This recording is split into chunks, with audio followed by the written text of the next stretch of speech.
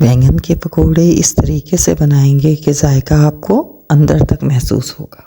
आज हम बनाने जा रहे हैं बैंगन के पकोड़े। ये हमने बैंगन लिए हैं। बैंगन को हमने बारीक बारीक जो है काट लिया। इसको मोटा नहीं काटना, बारीक काटना है। साथ में बेसन, नमक ज़रूरत लें लेकिन क्वांटिटी कम रखें क्योंकि हमें बेसन में भी नमक डालना होगा, तो इसलिए हम इसमें क्वांटिटी बहुत ज़्यादा नहीं लेंगे। मिर्चें भी हस्बे ज़रूरत या हस्बे जायका। पिसा हुआ ज़ीरा लिया है आधा टीस्पून कहने, और ओरिगानो आधा टीस्पून। ओरिगानो की जगह आपके पास अजवाइन है तो आप अजवाइन भी यूज़ कर सकते हैं। आप इन चारों चीज़ों को अच्छा सा मिक्स कर लेंगे। हम इन पर लगाएंगे। जैसे कि रमज़ान में आप इनको बना रहे होते हैं तो आप मॉर्निंग में इस तरह इनको लगा के रख दें फ्रिज में, और शाम में आप इन्हें फ्राई कर लें।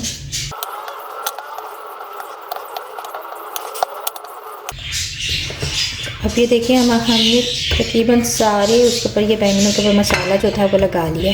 अच्छा, बेसन के लिए भी आपको चाहिए मिर्चें हस्बे ज़रूरत, हस्बे जायका, या एक टीस्पून नमक हस्बे ज़रूरत या हस्बे जायका, और आधा टीस्पून जीरा हम इस तरह हाथ में लेके और इसको अच्छा सा ऐसे करके फिर डालेंगे। बेकिंग पाउडर, छोटा सा बेकिंग पाउडर, और हाफ अंडा। ये आपकी वजह से आप डालना चाहें डालना, ऑप्शनल है, आप ना डालना चाहते। फिर आपने इसको अच्छा सा मिक्स करना है और थोड़ा थोड़ा करके इसमें पानी ऐड करते जाना है।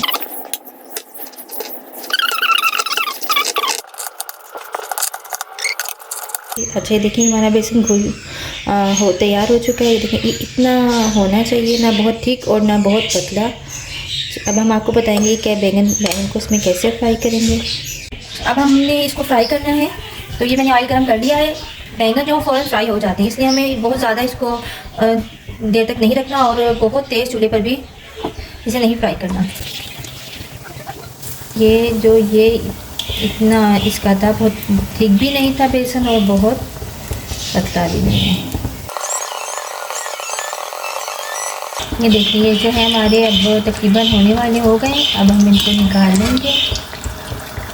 ये हमारे रेडी हो चुके हैं और अब मैं इनको निकाल रही हूँ कढ़ाई से।